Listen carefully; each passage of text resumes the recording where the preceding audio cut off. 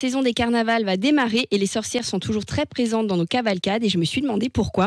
Alors j'ai fait mes petites recherches. Déjà, c'est le mélange des cultures françaises et allemandes qui a participé à la naissance d'une tradition de sorcellerie en Alsace. Les sorcières alsaciennes avaient beaucoup de connaissances dans les plantes médicinales, la magie et la spiritualité. Elles étaient un peu comme des guérisseuses et elles pouvaient avoir un don pour prédire l'avenir.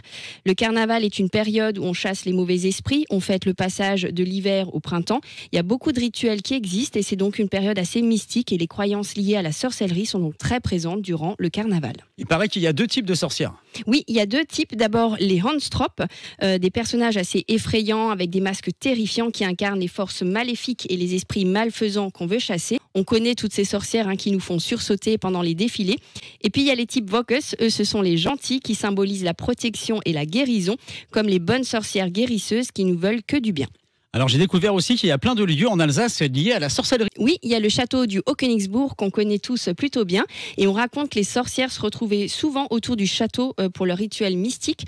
Il y a aussi l'œil de la sorcière, une formation rocheuse naturelle sur les hauteurs de Thann. Les sorcières venaient là pour leur rituel et pour se connecter aux forces de la nature et c'est aussi le départ d'une chouette rando dans le coin. Et on dit que des rituels magiques étaient aussi souvent pratiqués sur la montagne du Mont Saint-Odile et certains prétendent même avoir vu des lumières étranges dans la nuit, preuve de la présence de forces surnaturelles. Et puis tu as la maison des sorcières, le Saxehus. Elle est le témoin d'une histoire pas très connue du XVIe et XVIIe siècle à Bergheim, avec les procès de sorcellerie. Près de 40 femmes ont été jugées ici lors de procès expéditifs et la plupart d'entre elles ont été brûlées vives.